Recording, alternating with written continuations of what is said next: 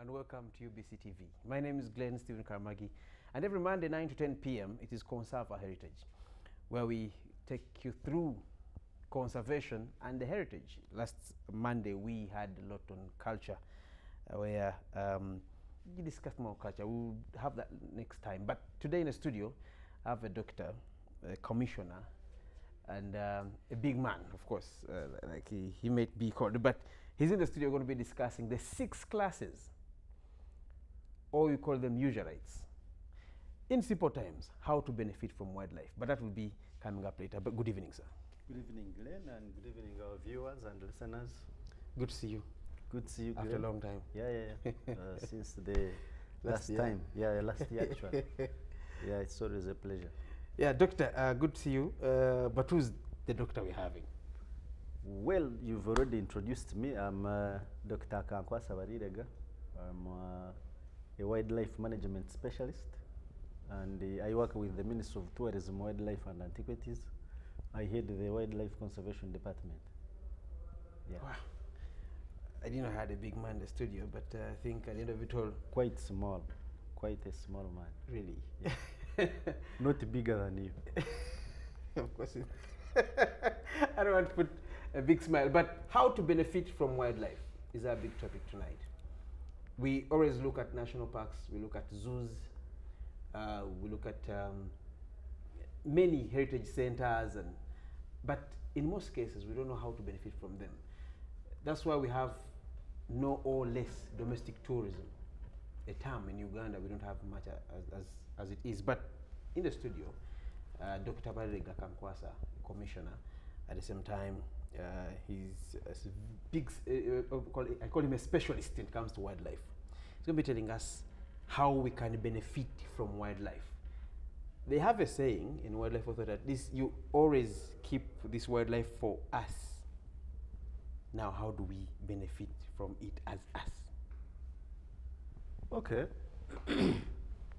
Thank you very much, Glenn, once again. Like you said, government keeps wildlife for and on behalf of the citizens. Yes. So the multi-dollar question is, how do citizens benefit from it? You've already actually answered the first question. You said tourism and what have you.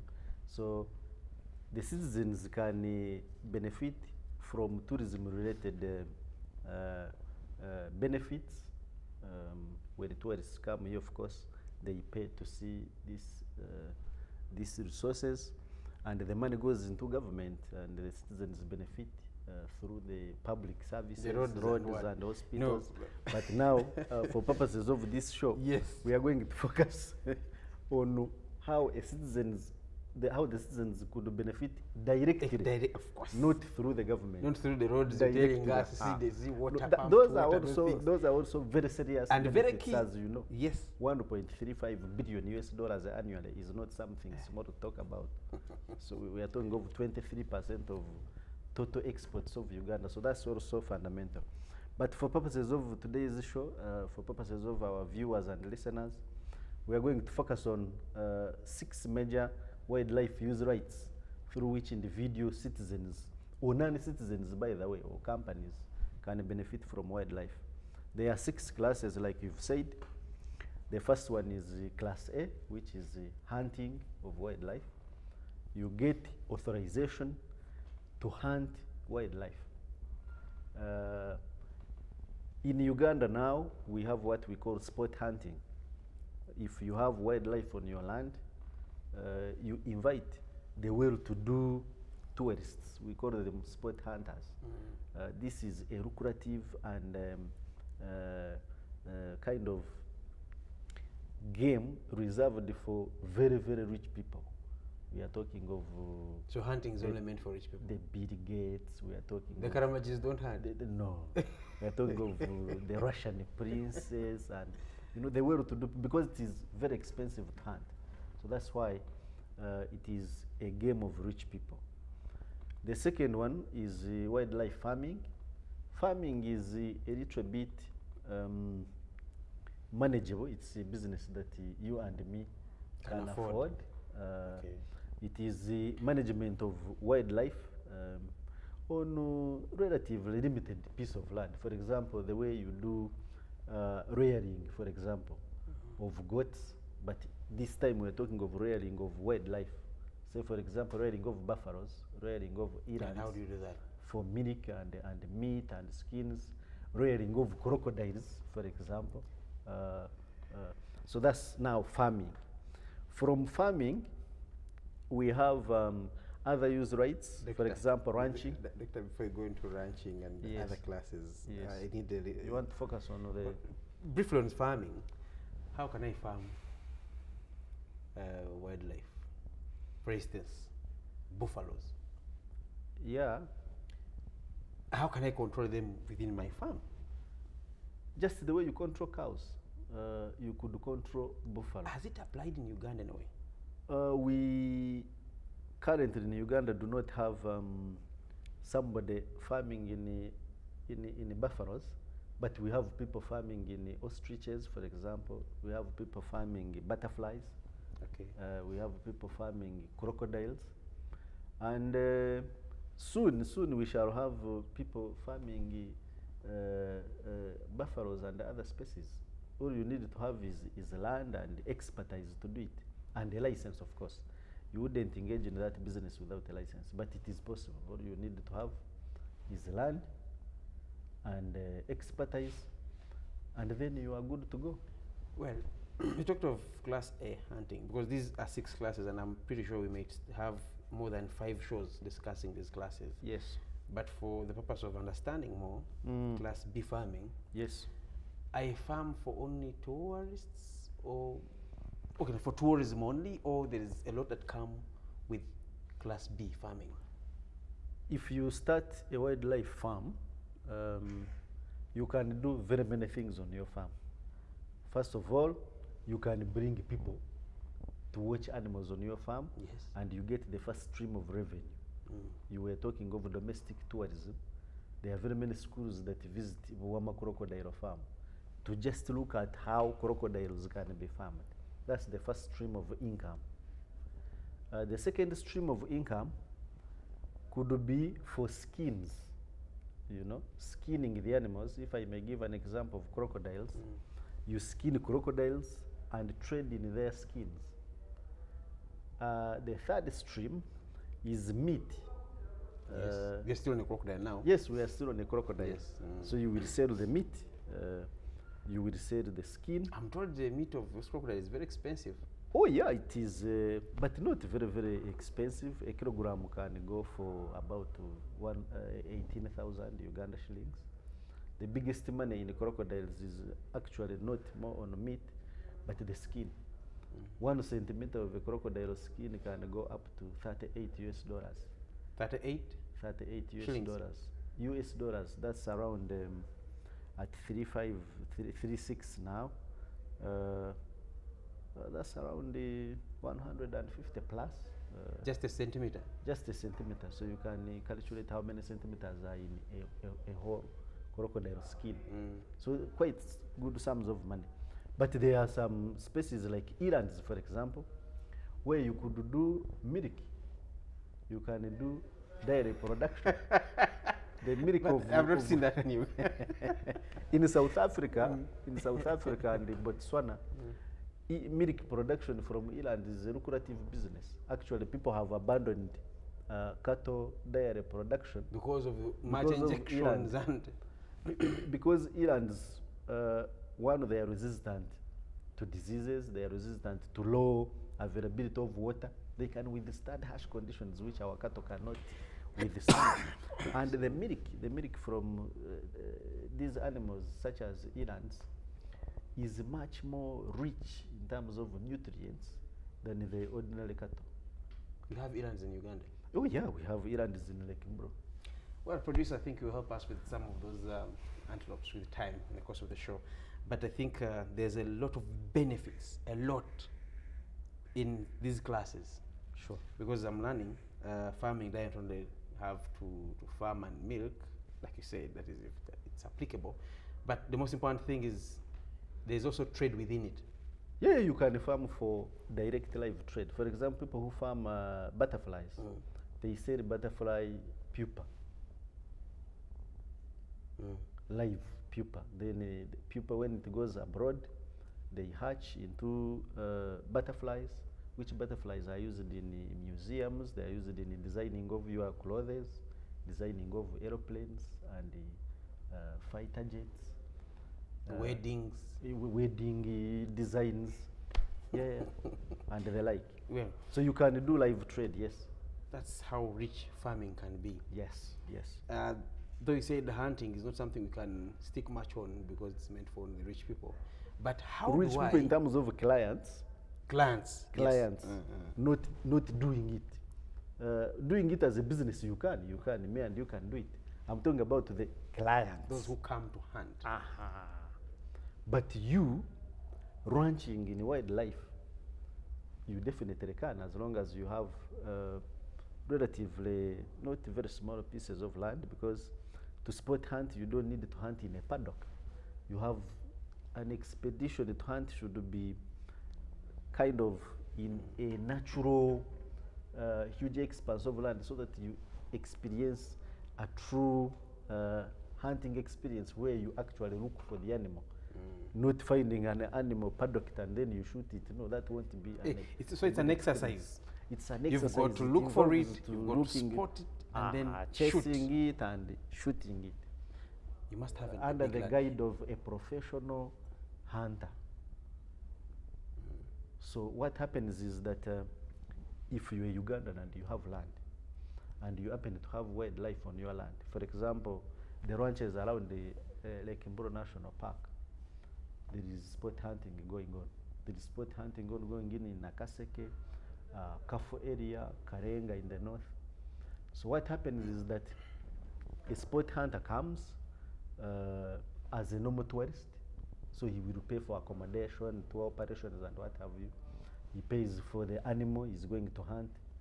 And then he pays also for a professional hunter to help him in locating the animal and chasing it, and then he hunts it. For example, hunting a buffalo in Uganda fetches up to $2,500 US. One buffalo, shooting one buffalo. So that's around like 9 million Uganda buffalo be? Because for those who have been following up conserve heritage, yes, and for the few who know what Uganda Wildlife Authority is doing for them, as far as the animals are concerned, is you've got to protect that animal aggressively. But how does hunting come in? Must it be a young one that doesn't need to grow? Where do you put the meat? A lot of questions might be surrounding hunting. Sport hunting is actually a conservation tool. For us in the conservation world, we look at sport hunting as a conservation tool. The wild animal which would otherwise go to waste because of old age or because of being poached, for us we put value to it and then shoot it and it dies anyway, the way it would have died a natural death. So hunting, professional hunters or sport hunters are interested in what we call trophies. Trophies, we are talking about the skull, the horns, you know. These are the trophies which the hunters take back home and display and say, I killed a buffalo of this big skull, or I killed the, in Uganda we don't hunt elephants, but elsewhere they hunt elephants in southern part of Africa. The old ones? Yes, the old ones.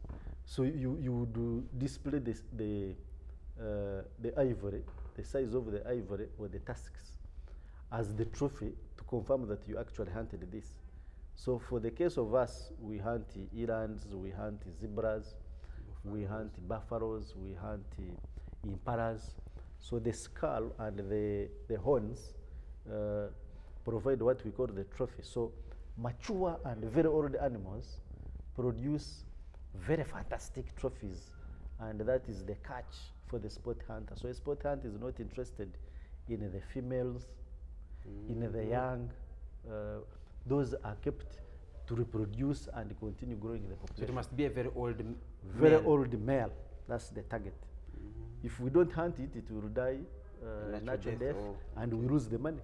We are talking of about 10 million Uganda shillings just to shoot one buffalo. That is very old. That is very old. The meat goes to the local people. The sport hunt is not interested in the meat. The skin remains if he's not interested in it. Uganda Wildlife Authority could retain it. Or if the sport hunt is interested in it, he could take the skin. And then the money. Uganda Wildlife Authority takes only 15% of the money. of the money. The biggest chunk goes to the landowner where the buffalo has been So the shot. 25,000, you said? Yes, 25,000 dollars. shoot, yes, one buffalo for now. Uganda Life Authority take only 15%. Yes. Then the rest goes to The the rest goes LOCs to or to the owner of the to land? to the landowner. Where we have community land, we have community associations. Those are the landowners. Where land is owned by an individual, the individual takes actually the money. About, let me see, 15%. Local government takes about 15% also. So That the is biggest 30. chunk, yeah, So about 70% 70% goes to the landowner. How good So and you can difficult see can be to if you be- have just say 15 acres of land and a buffalo happens to be hunted on your land, you can see Are you the telling me money I there. should go near Katonga and buy land because I'm very sure it is another area where it's near Katonga Game Reserve. Yes. Yeah. Katonga actually is there is a hunting concession in Katonga owned by Game Trees. So if you have land around Katonga, you're already in business. Because in Imburo and Kidepo, there is what we call conservancies, Yes. whereby communities, and I think it is not going to be easy to be part of it. But we are looking at how to benefit from wildlife. And we have 6 classes, or Yep. we can say 6 user rights Yes. to benefit from wildlife. And in the studio, I'm with Akankwasah Balirega, Dr Akankwasah Balirega, who's a commissioner also, and it comes to wildlife. But to be part of the show, you'll definitely be part of it when you send your message, and the producer will have the numbers very, very clear on your screen. You'll be part of it. Just send your message, and you'll be part. The show will be part of it on Twitter. It's UBC Conserve, UBC then Conserve. You definitely be part of the show here in the studio. 2 classes of hunting and farming, looking Yep. quite. Farming involves a big land, and then hunting also. Land is associated to it. You see, so it's all about land. Yeah. Now, Class C. Class C, we are talking of ranching. Ranching is more of farming also, but on a huge expanse. You've heard of cattle ranches, for example. Yes. So in a ranch, you have a huge chunk of land, and you have wild animals there, just the way you would have domestic animals, freely ranging. You are not supplementing any feeding. You may supplement perhaps salt licks, but in a ranch, you have actually what I would call mini national parks or mini wildlife reserves. An example of a game ranch is the Nakasongora Ziwa Rhino Ranch, if you've been there. That's a ranch. You have rhinos free ranging, but on a private land. It is not a national park, it's not a wildlife reserve, but it's a huge expanse of land where wild animals enjoy freely as if they are in a protected area. So that's what we would call ranching. So ranching requires relatively huge chunks of land because you are supposed to give the home, what we call home ranges. Home ranges is the minimum amount of land required for an animal to feed, reproduce, and move about its business without limitation of space. So that is game ranching. It is a business that has not gained so much in Uganda, particularly because of our land tenure system. We have a bit of land fragmentation. But it's an enterprise that can work very well in the north, where we still There's have big land. huge expanses Yes. of unoccupied land, community land. These communities could organize themselves into game ranchers. In South Africa, in Namibia, in Botswana, game ranching is a serious business. Game ranching, you can do actually tourism that takes place in a national park or a You wildlife own it reserve. as an individual, as a community. It's yours. If you have a huge chunk of land, you can own it yourself. In Lake Mboro, there is a gentleman who has started a game ranch. Have you heard about King Caesar? Yeah, King Caesar, yes. King Caesar Mulenga has started a game ranch. It is in its infancy, but soon we shall have a state-of-the-art. Of all the classes, he has gone for class for game ranching, yes, because he has reasonable acreage of land around Lake Mboro National Park. You Glen, you can do game ranching. You don't need a lot of land. At least 1 square mile you can do game ranching. So far, the 3 classes we have looked at, they are more related. Yeah. Before we sit down and you break us down what I need, because if I have land and I'm doing farming, why don't I ranch? Then you will tell us why I should go for class this and that later. But before we go much into that, class is ranching, D is trade. Yes. Can I really get? Trade is relatively straightforward, like you've put it. You get a license to capture and trade in wildlife. You could get a license to capture from the wild, not from our national parks and wildlife reserves, because we've protected these ones, but you can capture elsewhere. You know, everywhere there is wildlife. You've heard about snakes in Kampala, snakes everywhere. So you can get a license to capture and trade, nationally or internationally. But now we are restricting live capture and trade from the wild, because that threatens our wildlife populations. So we encourage people to breed and trade. So the class D can actually go along with farming and with ranching. You can ranch and trade in your own species, or you farm and trade in your own species, or you breed. Breeding is part of farming, but on intensive arrangement. For example, you have 1 acre of land, you go into captive breeding. You breed, for example, birds and sell them. You breed even crocodiles. They are not ranched, they are bred on a relatively small piece of land. It is a captive environment. So trade can go with any of the other use rights, apart, especially farming and ranching. Yes. Well, these are quite interesting. Now, we have class E, which is education. At least I have an idea on this one, but this can't stop you from telling us more about class E. Well, class E, like you've said, education, you could have heard about Reptile Village in Kajansi. Yes. Kavumba. Even Kavumba recreation. There are others. There is on Lake Bunyonyi Island. There is another facility that is involved in conservation for education. So basically, you are holding wildlife species for purposes of educating the general public about conservation. You could be an NGO, or you could be a business, like Kavumba, for example. While it educates people about wildlife, it also attracts clientele and visitors to visit their facility. So you can conserve 2 birds with 1 effort. You make business, but you also educate the masses. But you could also be holding wildlife for purposes of research only. That's why it is combined education and research. And research, yes. Yeah, you could be, you've heard about in senior 6, I'm sure, you must have done dissection of frogs in senior. That is if I did sciences. If you did sciences. In HSC, we have to either go for arts or sciences. So. Okay, those who did the sciences in biology, you know, we used it to cut frogs. Yes. We used it to dissect cockroaches and rats. Those 3, you wouldn't miss them in biology. So you may be having a facility to rear animals for purposes of research.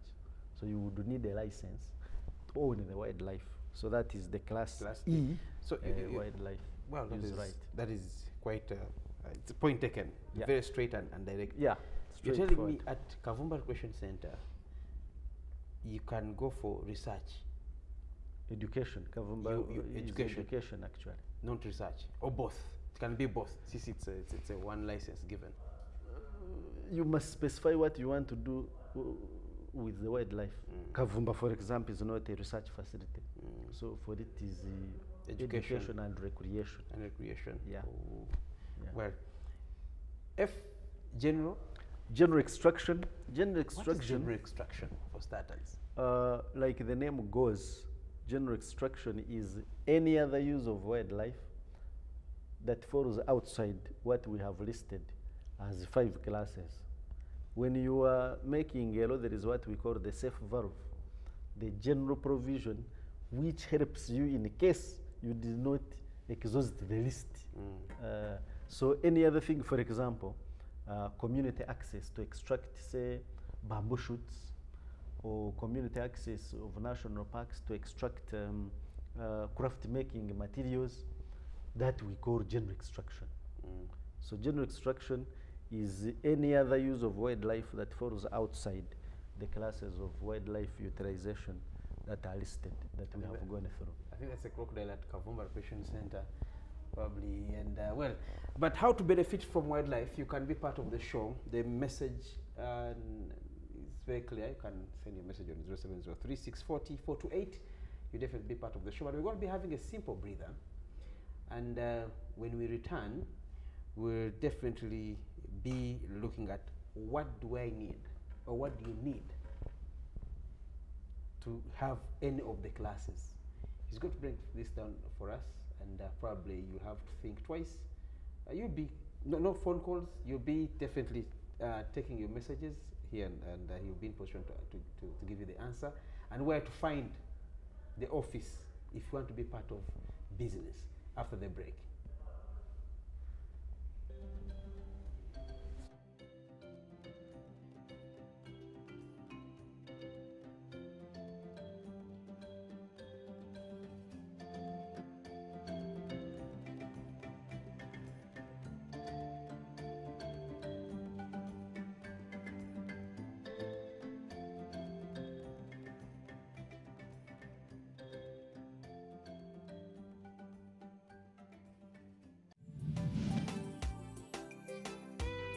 UBC as a home of entertainment.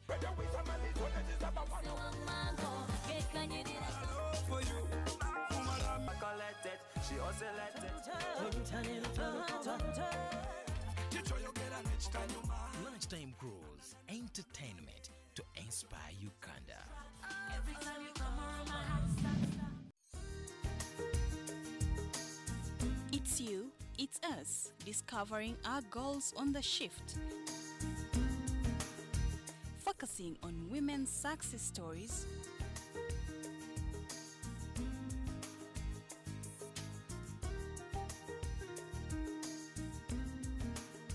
realizing our potentials. Every Tuesday, 7:30 p.m. with Karo Ashaba.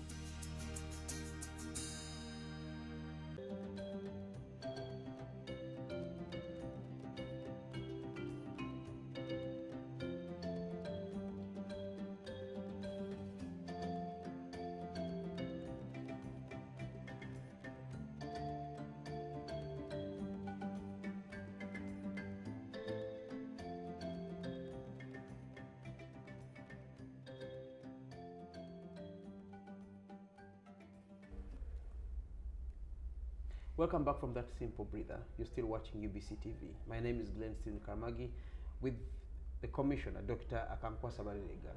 We're looking at how benefit from wildlife. We looked at 6 classes, and they quite look interesting. Manageable or not manageable, but within the reach. You can at least have a shot on any of them. Or maybe if you want to know much about it, the number is just on the scroll. You just send a message, you don't call. Just send a message.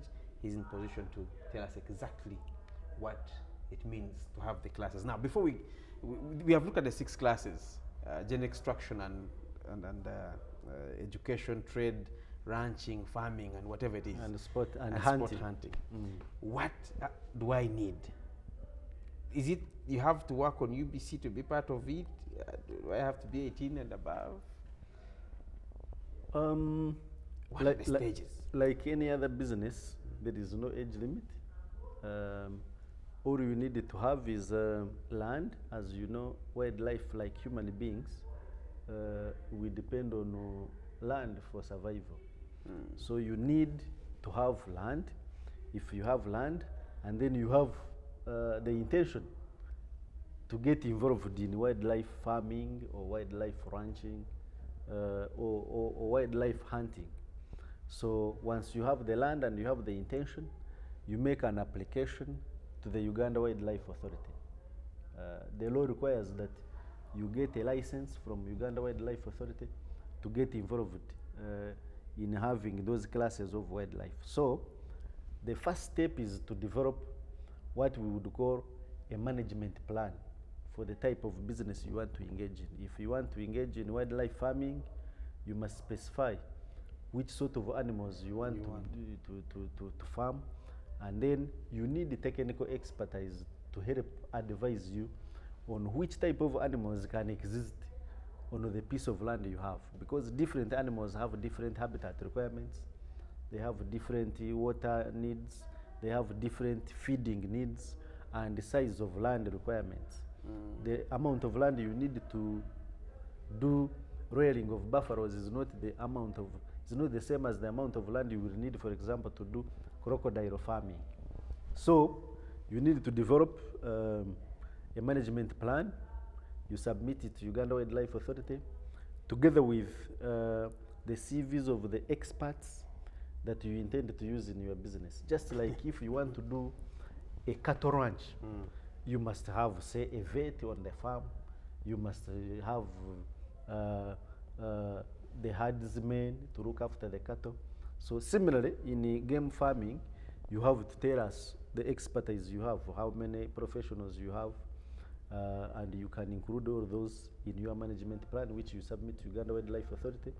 If Uganda Wildlife Authority, through technical analysis, confirms that actually your plan can be implemented on the piece of land you have, then you conduct an environment impact assessment, which is approved by National Environment Management Authority, and you get the consent of the local government where your land is situated.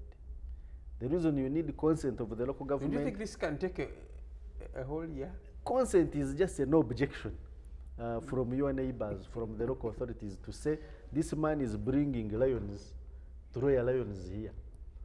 We have no problem with this type of activity, because you see, land use is regulated by land use laws.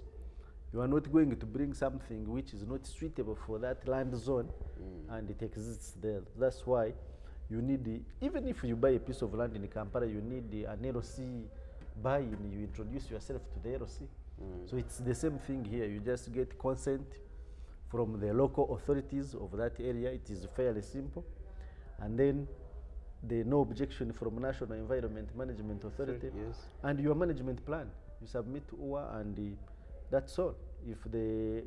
Does UWA need to come around and check on where you're going to have these animals? Oh yes, when you submit your application, UWA sends inspectors. And if you are dealing with species which are regulated by international laws, we have what we call Convention on International Trade in Endangered Species. CITES. CITES. So if your business is involving the species which are listed by CITES, or in short, endangered species, if you are What do you dealing mean? with endangered These species, are pangolin. Are they many, or we have... endangered species are so many. For example, elephants are endangered species. Pangolins, you've heard about pangolins. Yes, Parrots are now listed. Crocodiles, they are listed under CITES. Crocodiles also? Oh yeah, they are endangered species. They are threatened by trade, so they are listed under CITES. Chimpanzees, most of the primates, gorillas, all these are endangered species. Buffaloes are not yet on the list of highly endangered species. They can be traded in under regulated conditions. So if you are dealing with endangered species, then you have to get also inspectors from the CITES Management Authority for Uganda, which is the ministry responsible for wildlife. That is Minister of That's the ministry responsible for wildlife, Ministry of Tourism, Wildlife and Antiquities. Yes. So they come together with the UWA, they inspect the facilities, and then they make a decision on giving you a license or not giving you a license. But if you meet the minimum requirements, you will definitely get the license, because we are there So to far, facilitate in business. Uganda, if I throw the dice, how many Ugandans that who took up Class A? Sport hunting. Sport hunting, like I told you, we have sport hunting in around Lake Mboro National Park. We have sport hunting in Karenga. We have sport hunting in Kafu. You've heard Kafu area. Kafu Basin. That corridor. Yes. Katonga. We have sport hunting in Katonga. We have sport hunting in there is a wildlife reserve called Kabwoya. Kabwoya Wildlife Reserve near Hoima, near Hoima, Masindi. We have sport hunting in Karangara here, Karangara, Sese Islands. There is sport hunting of Statungas. In Statunga, these are antelopes which stay in swamps. Hunting a Statunga in Uganda, to kill one Statunga is 2,000 US dollars. That's 7 million. A goat-sized animal. How much is a goat in Uganda? About 200,000. Yeah. That's less than 100. That's less than $100. Yes.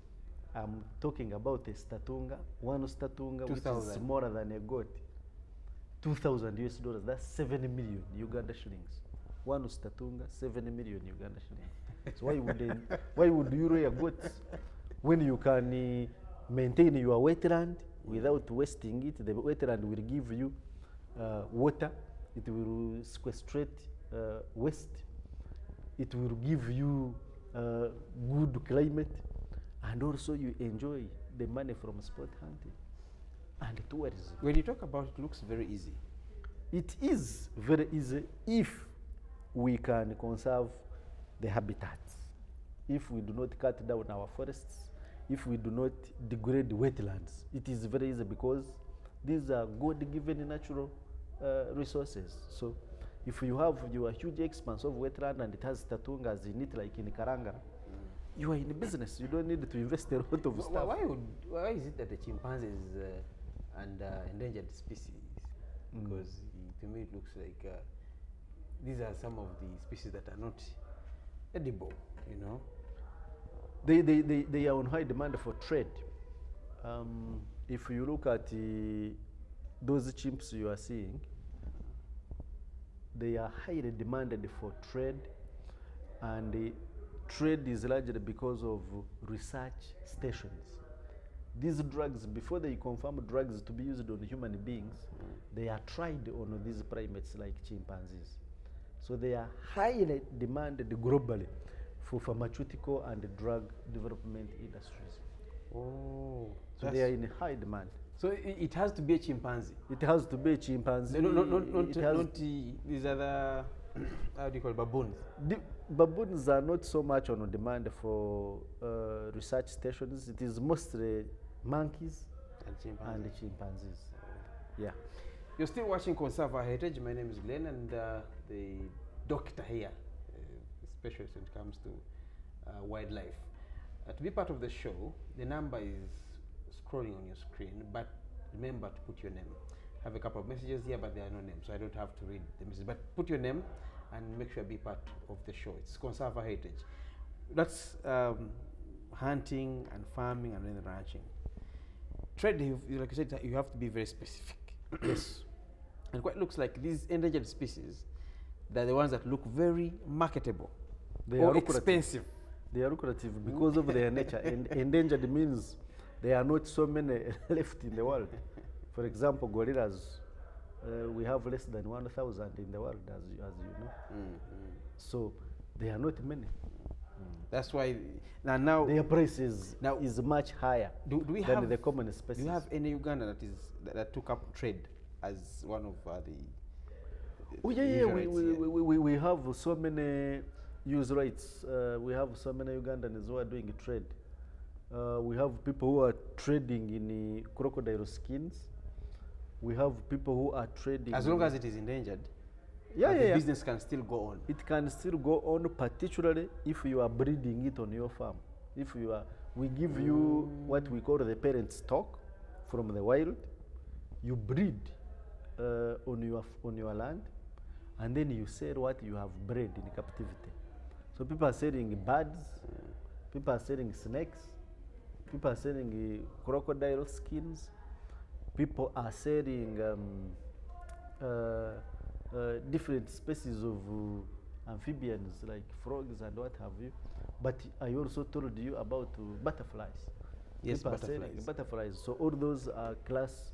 They are holding. But you see, trading. what kills me is you're talking of butterfly. You have first authorized me when I have butterflies in my compound. Yes.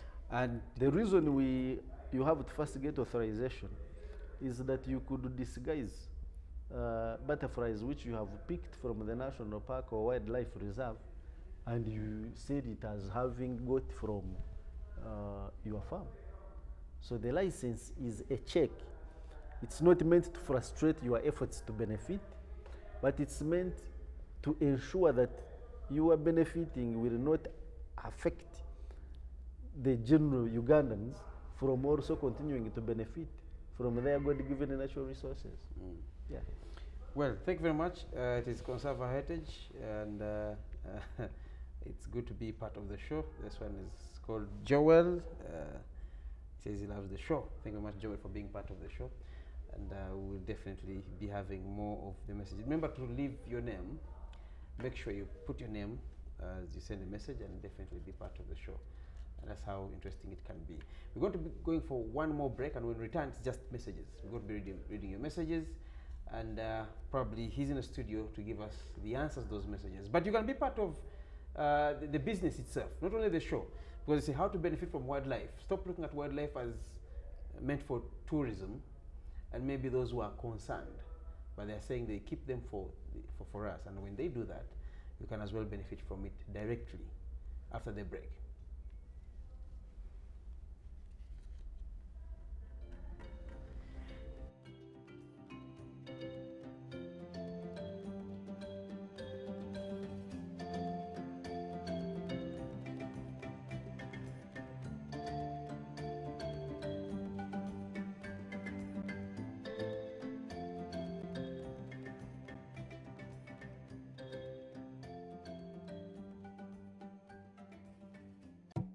Pregnancy means different things to different people.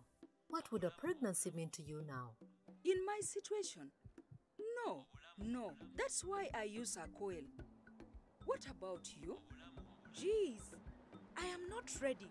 That's why I use pills. We can't wait. We are ready to have a baby.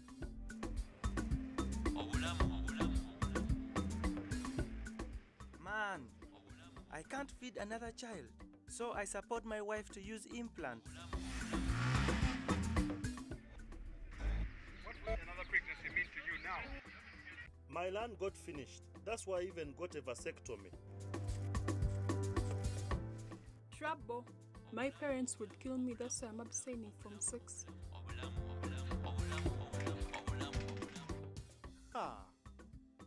I cannot even afford airtime. So, I use condoms. To prevent unplanned pregnancy, visit a health center to find an option that works for you.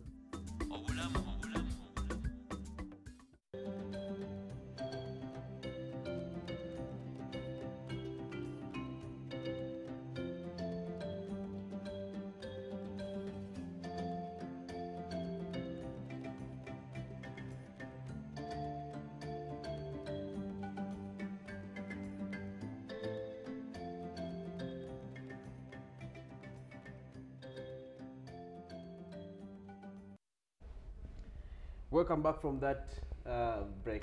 You're still watching UBC TV. My name is Glen Stephen Karamagi, and in the studio I have the commissioner, who happens to be a doctor in charge of wildlife. I don't know if he injects the wildlife or something of the sort. That's left for another day. But we have lots of messages here. Peter from Ginger says he wants to talk to... Okay, our phone calls are not on, But a message is enough for the doctor to be in position to have it answered.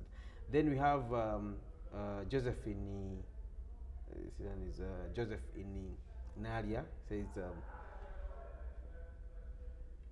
in wildlife, when you talk of hunting, how do we know that this is an old animal or it's a young one? Because when they watch, I think they watch Nat Geo, yes, he cannot differentiate. This is old, this is young. Do you take these guys through? I think that's what, do you take these guys who come for sport hunting? Yeah, or you end up going for the safer side and you let it go? No. Like I told you, the sport hunters have paid huge sums of money. And the biggest value they get from the sport hunting activity, apart from enjoying the expedition of hunting, is the trophy, like I told you. So the sport hunter will not accept the small trophy. Hunter know what he's going to hunt? The sport hunter may not necessarily know. That's why I said, for sport hunting, you must first have what we call a professional hunter. In Uganda, we have professional hunters. We have game traders. You've heard about Kaka Matama. He's specializing in hunting around the Lake Mboro National Park. We have Bruce Martin. We have Ugandans. Christian Waif. Some are Ugandans. Kaka Matama is a Ugandan. Christian Waif is not a Ugandan. Bruce Martin is not a Ugandan. We have Dr. We have another Ugandan is called Dr. Who is hunting in Karamagi.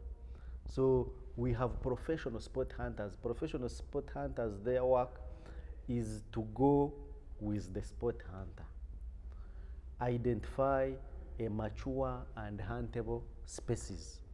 Under the guidance, remember, each hunting expedition is overseen by Uganda Wildlife Authority. Okay. So there is no chance that you will shoot a young or a female one, because first of all, the client will not pay you. So who will want to operate in a loss? Nobody will want to operate in a loss. But also you pay, then you go for hunting. I don't think you've got to pay after hunting. No, you pay, but you pay for a specific animal. You cannot shoot a young one. If you shoot a young one, we penalize you, because sport hunters are licensed also, and the professional hunters who guide sport hunters are also licensed annually.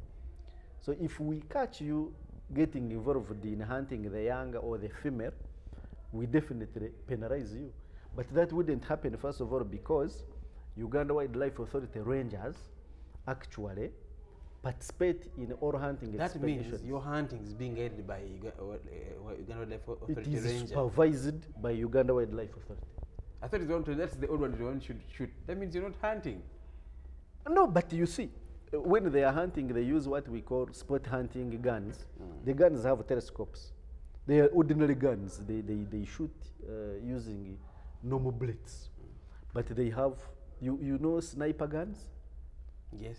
So you use the telescope. Because we see them in the movies. But in Uganda they are here. You can actually experience them. So you use the scope on the gun to select the animal at a distance without alerting the animal, because if the animal knows that you're about to shoot it, it will run away. So you use actually a binocular. The professional sport hunter uses a binocular to spot different animals, calls the sport hunter to come and select, and then chooses the most old, the trophy which he thinks is the best. And then the professional sport hunter will arrange the position of the gun. Then the sport hunting tourist comes just to shoot on a gun which is already mounted and the position already determined by the professional hunter, with the target already in focus. So for him, he just to pull the trigger. He only comes alone, or it's he only comes to shoot. Are they coming in numbers? I thought it's going to be. It's more of a sport activity. Sport hunting. That whoever hits it is the champion. No, sport hunting expedition normally is one person, because a hunting expedition is shooting of one animal. you are not going to shoot so many unless you've paid for so many. But most of the sport hunters, they want to shoot one buffalo, they want to shoot one eland, they want to shoot one warthog, because they want to collect as many trophies as possible of different species. Some have hunted in all the countries in Africa. So in his collection back home in Europe, he has a buffalo from Uganda, a buffalo from Kenya, a buffalo from Namibia, a buffalo from Botswana. Those are the collections they pride in. So there is no motivation for shooting a young or a female wild animal, because it is not of interest to the sport hunter. He's not sport hunting to eat the meat. He's sport hunting to take the trophy, which trophy can only be from a mature male. Okay, one message here. I conserve as yes. You put lives of some wild animals at risk by showing us their feeding styles. I don't know what he meant. What's here. the question? I think there was a crocodile on TV. Okay. On how it was swallowing. I think that is one thing. Yeah, that's part of nature. That's part of nature. Watching I think these are some of the people who don't appreciate nature. They do not know that actually watching wildlife contributes to the state of your mind. That's why people leave Europe to come here to enjoy nature. By simply watching animals, you are actually increasing your lifespan. People should know this. Going to a national park and watch wildlife may increase on the number of years you are going to live in this world. it is not a wastage of time. I think you're saying as many people would wish national to parks now. But are there no people who disguise themselves in being part of this class and are doing dirty work? Have you never come across that? It's unlikely, because if you this is an industry that is highly regulated. It is highly regulated. One, we determine which animal you are going to shoot, but even when you are going to take the trophy out of Uganda, you require a travel permit. So we must certify that if we licensed you to shoot 9, you actually shot 9. So there is no way you can disguise illegal trade in this type of business. Besides, by the time somebody comes up to get a license, then it means he wants to do legal business. He wants to do legal business. Those involved in illegal business, we definitely sorry for that. I had an interview with one of the members, and it quite looked like it was challenging to them that others hide within the licenses of trade, but they are carrying endangered species. And I think it was a wake-up call by then that they seemed not to understand when someone has a license, probably for trade, what animals is he supposed to go with outside. So you find he has ivory when actually it is not supposed to be part of the business is supposed to be carrying. Yes. When you get a trade license for wildlife, it does not permit you to trade in all sorts of wildlife. Every year we have what we call quotas. Yes. Government sets a quota to say, in this year, we are going to shoot not more than 28 buffaloes. For example, if I may give an example of leopards. Uganda as a country has an international quota of only 28 leopards. We can spot hunt up to 28 problem leopards. How many leopards do we have in the country? We have not done any census in Uganda for leopards so far. But we have a hunting quota of 28 problem leopards. Problem leopards, what I mean is if a leopard is terrorizing a certain community, you can bring in a sport hunter to sport hunt it and pays money, so that instead of the communities killing it for free, you kill it to get revenue to support the communities. But you see, the challenge here is by the time a sport hunter comes on with the aim of going for a leopard, yes, it will have destroyed many people. Yeah, that's why they are problem leopards. You hunt it as and when it becomes a problem leopard. You don't go to look for it in its natural habitat when it has not disturbed anybody.